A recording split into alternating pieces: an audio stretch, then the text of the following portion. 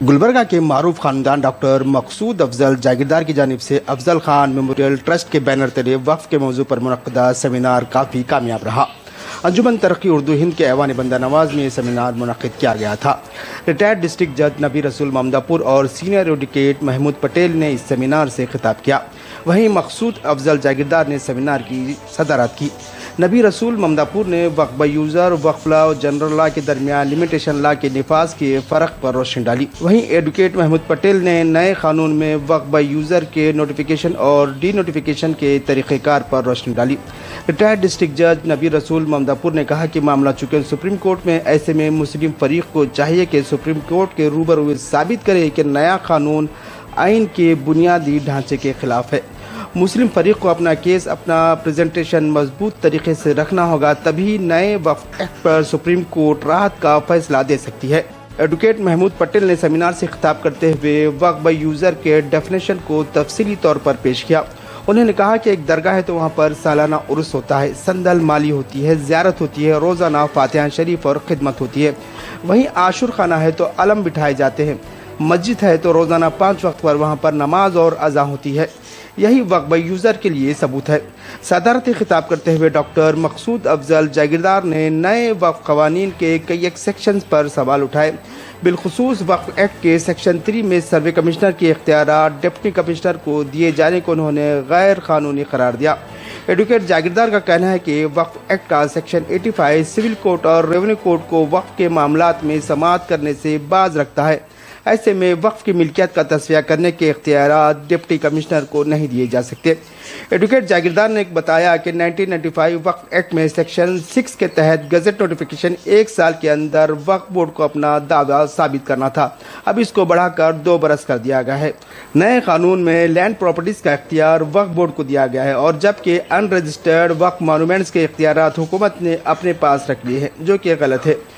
Advocate जागीरदार ने कहा कि वक्फ एक्ट 1995 के सेक्शन 3, 4, 5, 6 की अब ज़रूरत नहीं रही, क्योंकि ये तमाम सेक्शंस वक्फ गज़ट 1974 के तहत थी।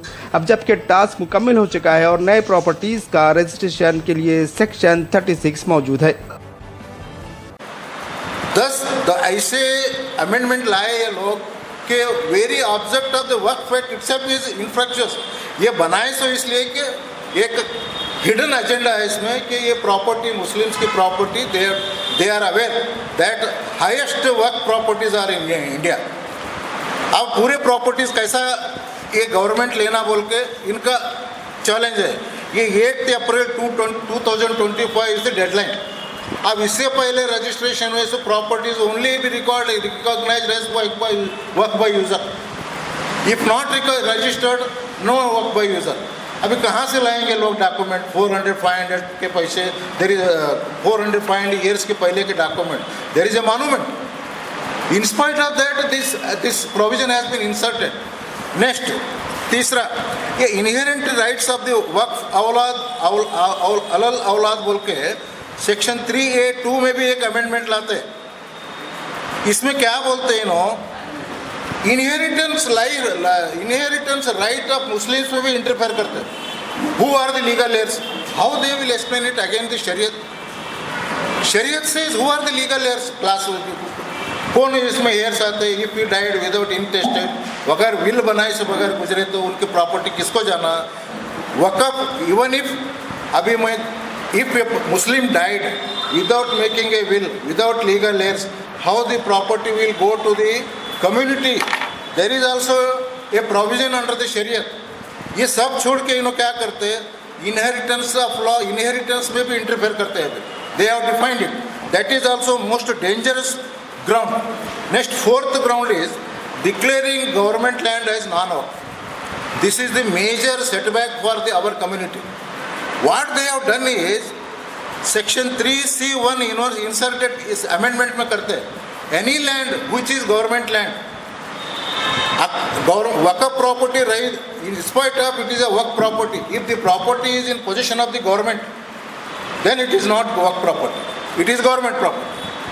Why this section is inserted?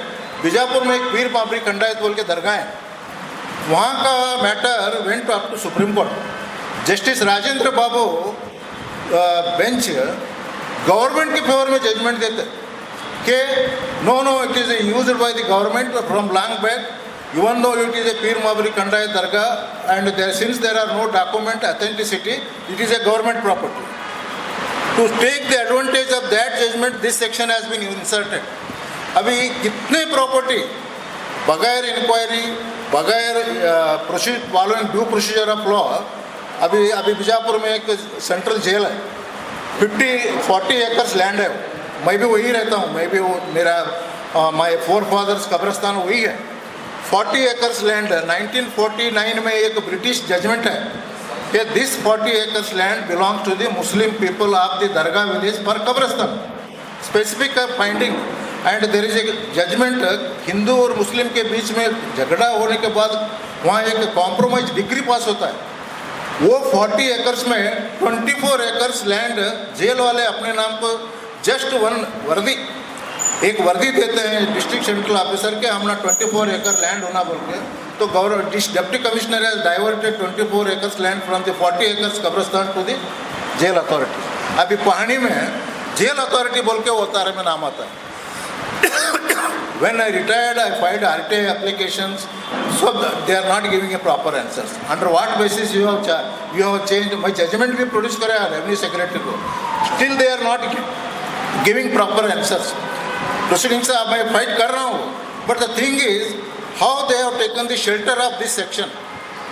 Once the property is diverted from the Waqf and in possession of the government. अभी देखो बीजापुर में डिप्टी कमिश्नर ऑफिस भी वक्फ प्रॉपर्टी, आदिल शाही का वो एक महल है।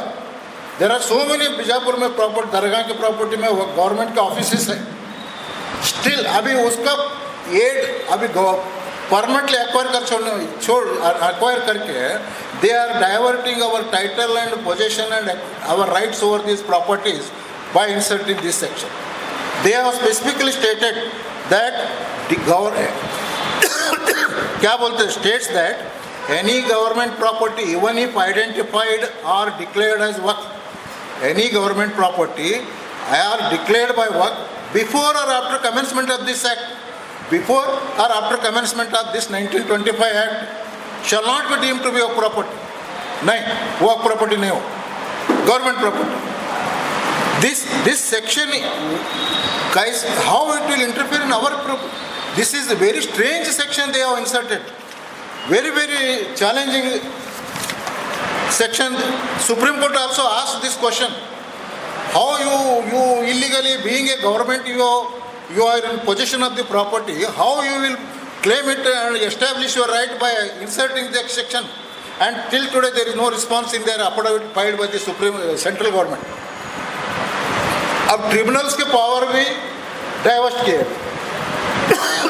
अभी क्या बोलते हैं no, clause 23 remove section 40 of the principal act which had empowered Waqf Tribunal to determine the status of the disputed property. Now the power rests with the designated officer, typically as the district collector. ये पटेल साहब हमको समझाए कि how the title of the property can be decided by a deputy commissioner, revenue officer. Karnataka Land Revenue Act के ऊपर there are so many Supreme Court judgments that title cannot be decided by the revenue officer. Section 136 में भी बोलते हैं, 128 में भी बोलते हैं, 123 में भी बोलते हैं. There are so many Supreme Court judgments also that title of the property cannot be decided by the revenue officer, which includes Tahsildar, Assistant Commissioner, Deputy Commissioner, Regional Commissioners. No, it is only civil court.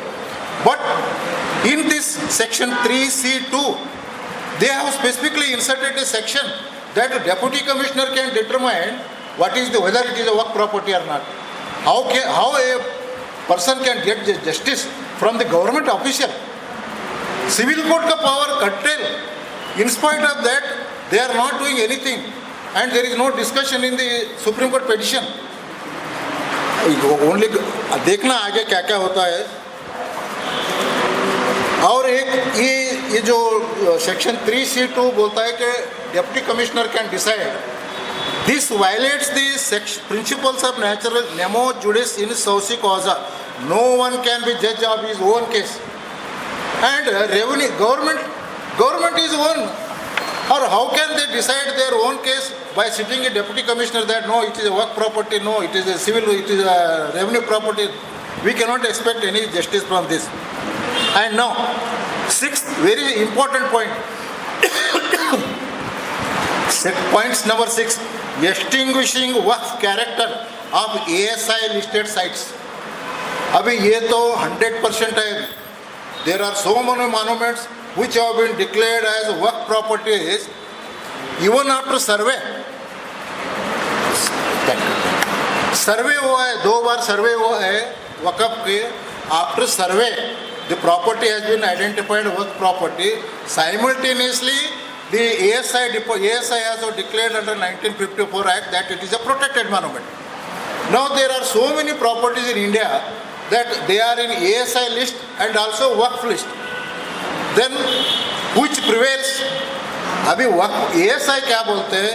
You do your religious activities, but don't damage the monument. Waqf by usage एक मस्जिद है, थोड़ा तवज्जो चाहूँगा. मस्जिद है, मस्जिद में 5 वक्त अज़ान हो रही है, यानी एक रिलीजियस एक्टिविटी हो रही है. 5 वक्त नमाजों का एहतमाम हो रहा, नमाज पढ़ रहे हैं, ये भी एक रिलीजियस एंड पायस एक्टिविटी हो रही है. फिर अज़ान और नमाज से हटकर रमज़ान के पूरे महीने में तरावी का एहतमाम हो रहा, लोग तरावी पढ़ रहे हैं. ये एक सबूत है. वक्फ यूसेज के सबूत को कैसे हम डिटरमिन करना, कैसे असरटेन करना, ज़रूरी नहीं है. आप डॉक्यूमेंट्स के पीछे मत भागिए. ये आपको यहीं से मिल जाएगा सबूत कि वक्फ यूसेज कैसे हम साबित कर सकते हैं. 5 वक्त अज़ान हो रही है, ये एविडेंस ऑफ वक्फ यूसेज है. 5 वक्त नमाज हो रही है मस्जिद में, ये एविडेंस ऑफ यूसेज है. तरावी की नमाजें होती है रमजान के पूरे महीने में, ये भी एविडेंस ऑफ यूसेज है. और ईदैन की भी नमाजें होती हैं, और मदरसा चलता है जहाँ पर कुरान और अहादीस का दर्स दिया जाता है. ये तमाम एविडेंस ऑफ यूसेज, यानी ये सबूत है इस बात का कि ये by usage since time immemorial, सदियों से कई मस्जिदें बनी, ईदगाहें बनाए गए, दरगाहें बनाए गए, आशुरखाने बनाए गए. वहाँ पर जितने रिलीजियस और पायस एक्टिविटीज हो रहे हैं, यही सबूत है उसका, वक्फ बाई यूसेज का. आप डॉक्यूमेंट के पीछे कहाँ भागेंगे? ना, ईदगाहों में साल के 2 मरतबा नमाज होती है. दूसरे टाइम पर जो है ईदगाहों में कुछ समाजी या जो है मजहबी कामों में ईदगाहों की जगहों का भी जो इस्तेमाल होता है, वो भी एविडेंस ऑफ यूसेज है. दरगाहें हैं, दरगाहों के अंदर साहिब मज़ार का संदल होता है, उर्स शरीफ होता है, ज़ियारत होती है, जश्न मिलादुन नबी मनाया जाता है, और दीगर जो है तकारीब वहाँ पर 11वीं शरीफ जो भी अकायद के तहत वो किया जाता है. आशुर खानों को ले लीजिए. आशुर खानों के अंदर जो है मुहर्रम के महीने में 10 दिन अलम बिठाए जाते हैं, वहाँ पर एहतमाम करते हैं. यानी जितने हमारे इदारे हैं, चाहे मस्जिद हो, ईदगाह हो, आशुर खाना हो, इमामबाड़ा हो, खानका हो, मकबरा हो, यतीम खाना हो, चिल्ला हो, ये तमाम मजहबी जहाँ पर रिलीजियस एंड पायस एक्टिविटी हो रही है और सदियों से हो रही है. यही इस बात की दलील है, यही सबसे बड़ा सबूत है. ये बात जॉइंट पार्लियामेंट्री के सामने वक्फ बोर्ड के जो विकला रिप्रेजेंट किए बेंगलोर में, उनको बोलना चाहिए था. और दीगर मकामात पर जहाँ जहाँ जॉइंट पार्लियामेंट्री कमेटी गई, वहाँ पर भी इस बात को रखना चाहिए था. चलिए, अगर नहीं रखे हैं तो कम से कम हम इस बात को आज जो है इस कॉन्फ्रेंस के जरिए इस बात को जो है हम उन तक पहुंचाएंगे इंशाअल्लाह, और पहुंचा चुके हैं इससे पहले अपने दूसरे कॉन्फ्रेंसेस में. अब वक्फ में दीगर मज़ाहिब के मेंबर ऑफ पार्लियामेंट्स को, लेजिस्लेचर को, ऑफिसरों को लाने की बात इसके अंदर अमेंडमेंट में लाई गई. मैं एक सवाल हुकूमत से पूछना चाहता हूँ कि क्यों हमें जो है दूसरे उनके मजहबी इदारों में कोई मौका दिया जाता है कि आप हमारे इदारों में भी जो है आइए, यहाँ के एडमिनिस्ट्रेशन में. एक जिस कौम के लोग, चाहे क्रिश्चियन कम्युनिटी हो, जैन कम्युनिटी हो, या सिख कम्युनिटी हो या मुस्लिम कम्युनिटी हो, तो उनके इदारों में उनकी ज़ात के लोग अगर रहेंगे तो वो बेहतर तरीके से काम अंजाम देने में आसानी होगी। इससे पहले कभी ऐसा नहीं हुआ कि किसी को वहाँ पर भेजा गया। हम पूरी तरीके से ये नहीं कहते कि उनका आना लाजमी नहीं है, मतलब आना नहीं चाहिए। हम सेक्युलर कंट्री में रहते हैं, हम सेक्युलर रहेंगे, सेक्युलर बात ही करेंगे, लेकिन एक उसूल भी होता है कि हमारे मजहबी इदारों के मामला को हमारे मजहब से जुड़े हुए लोग बेहतर समझ सकते हैं, उसमें आसानी होती है। इस नज़रिए से ये बात को आपके सामने रख रहा हूँ, किसी को ठेस पहुँचाने का मेरा नज़रिया नहीं है। अब दीगर अमेंडमेंट्स पर अगर आप देखेंगे तो मैं सेक्शन में हर एक अमेंडमेंट, यानी जहाँ जहाँ गवर्नमेंट डेफिनेशन, वक्फ के डेफिनेशन को चेंज कर दिए। वक्फ एक्ट 1995 था, वक्फ अमेंडमेंट एक्ट 2013 था, उसको नाम दे दिए वक्फ अमेंडमेंट मैनेजमेंट एक्ट, ऐसा डेवलपमेंट एंड मैनेजमेंट एक्ट। इतना बड़ा नाम है, वो याद भी नहीं रख सकते कोई भी। वक्फ एक्ट इजीली बोल सकते हैं। वक्फ क्या है असल में, पहले इसका भी हमें जानना बहुत जरूरी है। Permanent dedication of A movable and immovable property. आप लैंग्वेज ऑफ लेजिस्लेशन पे गौर कीजिए। Section 3R of the Waqf act 95 read with 3R of the Waqf amendment act 2013। Permanent dedication of A movable and immovable property bye a person professing Islam for any religious, pious or charitable purpose recognized by Muslim law। Definition of वक्फ क्या है कि movable और immovable property वक्फ हो सकती है। अब वक्फ दो तरीके से है, एक वक्फ बाय एक्सप्रेस डेडिकेशन है, वक्फ बाय यूसेज है। एक्सप्रेस डेडिकेशन वो है जो हम किसी डॉक्यूमेंट के तहत, वक्फनामे के तहत या वसीयतनामे के तहत हम वक्फ क्रिएट करते हैं।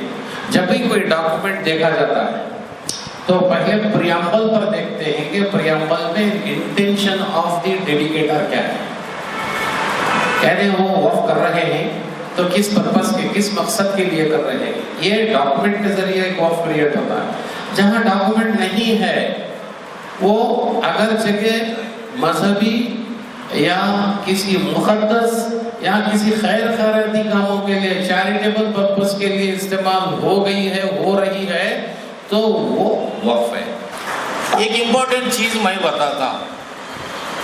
ममदापुर साहब आप देखे हैं, ये जो अफजल खान का जो मकबरा है, सेनेट ऑफ है, जो पहले जो है मस्जिद नमाज पढ़ते थे, आज जो है वो सेनेट ऑफ बंद है।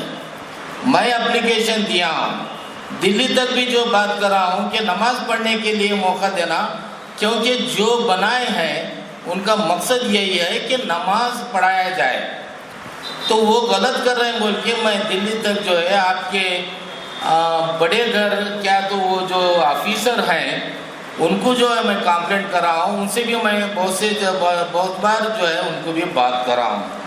और मेरे को लोग ये बता रहे हैं कि वहाँ के वो एरिया के लोग ये बता रहे हैं कि हमारे को नमाज पढ़ने के लिए मस्जिद कहीं भी नज़दीक नहीं है।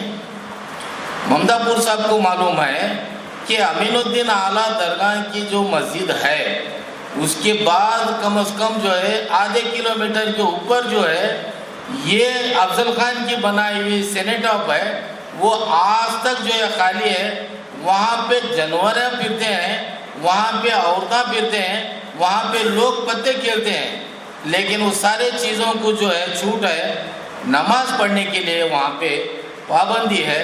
मैं इस ताल्लुक से जो है ममदापुर साहब से भी मिलके, क्या वो सिविल सूट डालना ठीक रहता है या रिट पिटीशन डालना ठीक रहता है, वो डिस्कस करके वो कार्रवाई आगे मैं करने वाला हूँ। अब एक चीज़ ये बताए ममदापुर साहब कि 136 केरला एक्ट के हिसाब से, 136 केरला एक्ट के हिसाब से किसी का टाइटल डिसाइड नहीं होता, तो बहुत अच्छी बात बताए।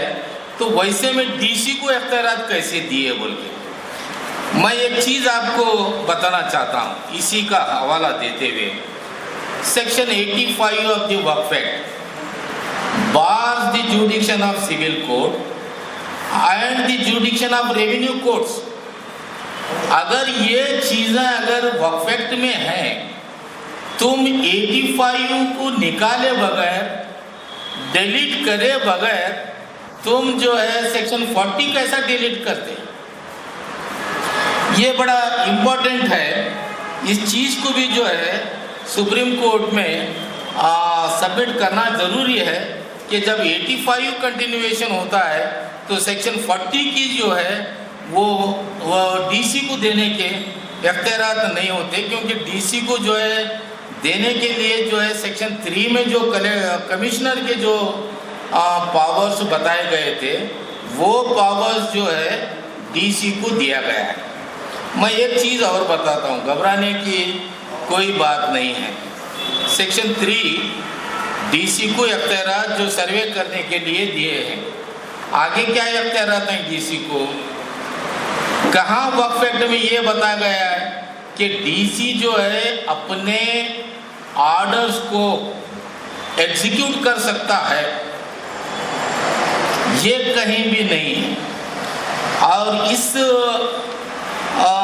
सिलसिले में मैं ये भी बताना चाहता हूँ, अनवर मानपाड़ी की रिपोर्ट एक्सेप्ट नहीं कर सकते, इसीलिए ना वक्फ बोर्ड एक्सेप्ट करी ना गवर्नमेंट एक्सेप्ट करी, क्योंकि अनवर मानपाड़ी कोई लीगल एक्सपर्ट नहीं है।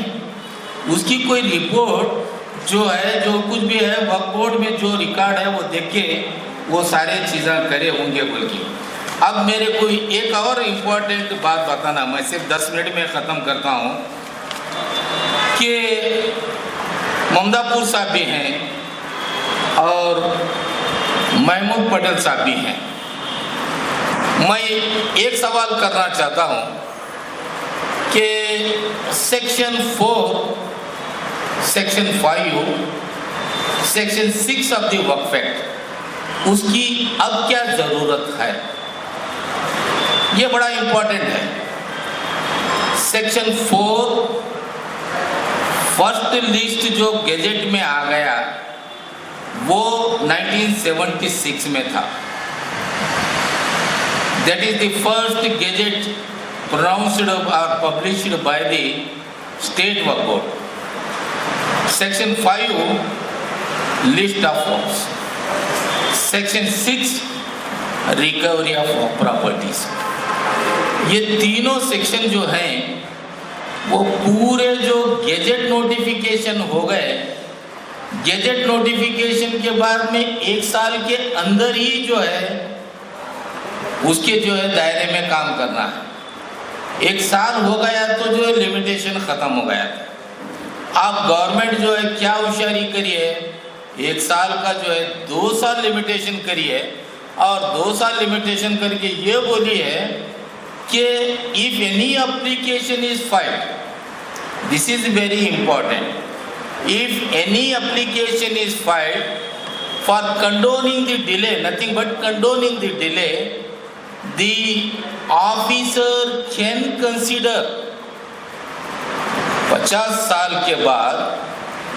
गवर्नमेंट की बेवकूफ़ी देखिए, ये बोल रहे हैं कि जो है कोई भी एक एप्लीकेशन देके अगर डिटेल बताए कि भाई देरी कई को हो गई, तो जो है वो एप्लीकेशन कंसीडर करके वो वक्फ प्रॉपर्टी है या नहीं बोल के डिसाइड करना। 3 चीज़ें और इम्पोर्टेंट मैं बताना चाहता हूँ। कितने प्रोविजन हैं, कितने पावर्स हैं कि वक्फ प्रॉपर्टी को रिकवरी करने के लिए। अब नया प्रोविजन से शुरू करेंगे कि सेक्शन 3 जो है deputy commissioner, section 6 is not elated, मैं वही बता रहा हूँ। Section 6 it is for the Waqf tribunal, section 54 it is for the CEO of the Waqf board appointed by the state Waqf board. कितने पावर्स होना, कितने लोगों को तुम देंगे, मेरा ये कहना है। सेक्शन 3, सेक्शन 6, सेक्शन 54, ये तीनों प्रोविजन अगर आप डिटेल में पढ़े they are relating to the immovable properties. अब जो गवर्नमेंट जो अमेंडमेंट करे हैं, they are relating to the monuments, Muslim monuments. इस डिफरेंस को आप समझने की कोशिश करिए। एक तरफ से वक्फ बोर्ड को इख्तियार दिया जाता है कि तुम्हारे पावर्स अनलिमिटेड हैं, तुम इमूवेबल प्रॉपर्टीज का पीछा करो। एक तरफ स्टेट जो सेंट्रल गवर्नमेंट बोलती है हम मॉन्यूमेंट्स को पीछा करते हैं, वो मॉन्यूमेंट्स का जो है हम कब्जा करते हैं, तुम लैंडेड प्रॉपर्टीज का कब्जा करो। ये चीज़ों पे कोई गए नहीं, इस पे डिटेल स्टडी होना।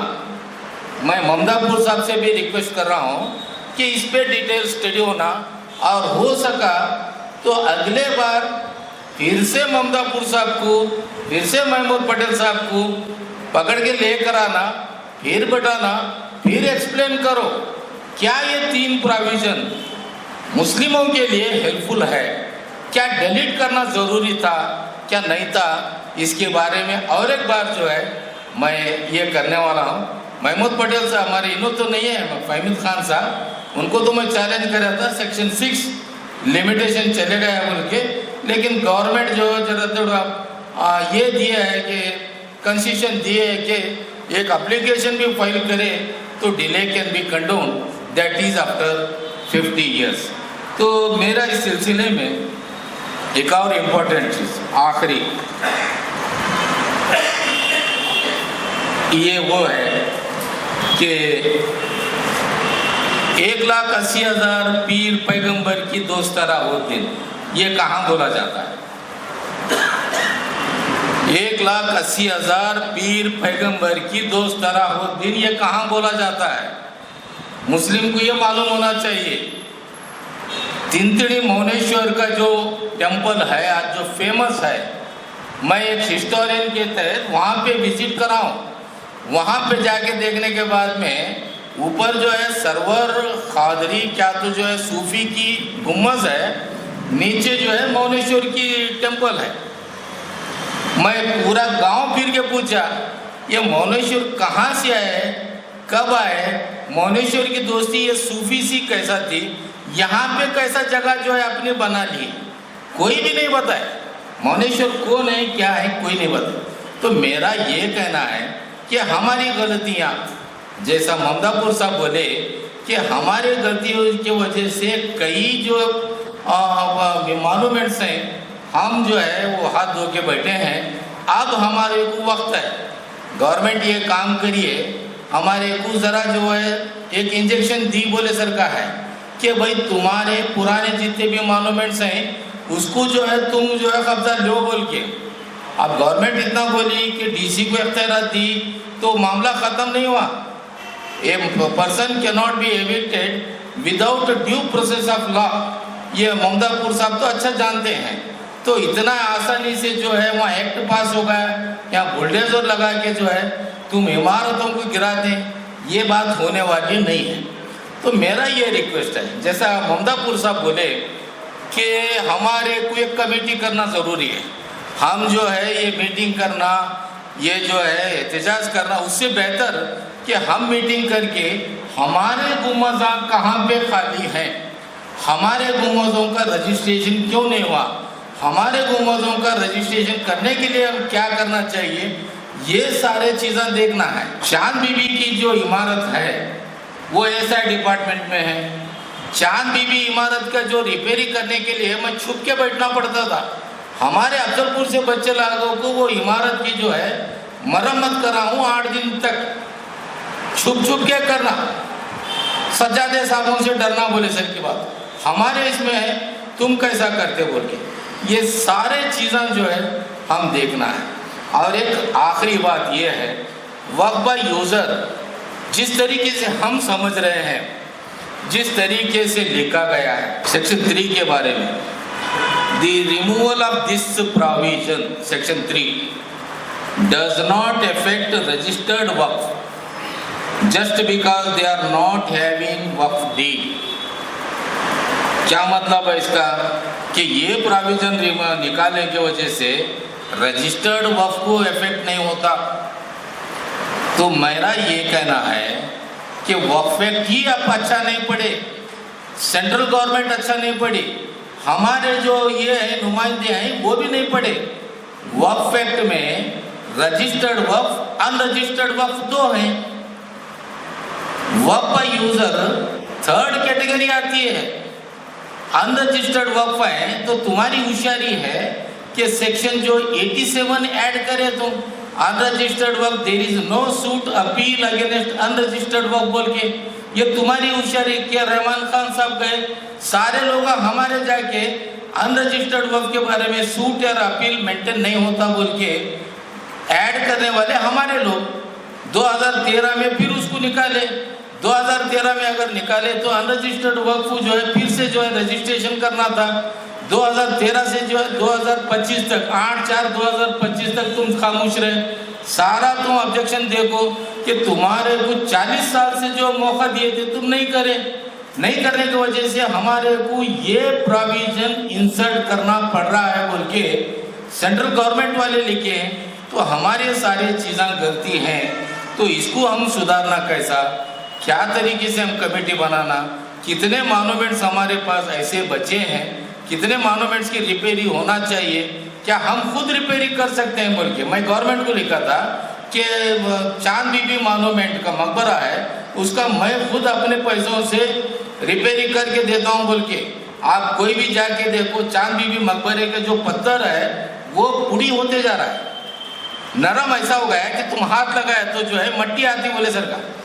अगर वो चीज़ को अगर एक एक पत्थर को हटा के अगर हम बनाए, चांद बीबी मकबरा आज हमारे पास सिर्फ औरंगाबाद छोड़ के कहीं भी इतना खूबसूरत मकबरा नहीं है। वो जो है एक डस्टबिन बना हुआ है। ये सारे चीज़ें हमारी जिम्मेदारी है, देखना चाहिए। सारी चीज़ों का आप सब लोग ख्याल करेंगे।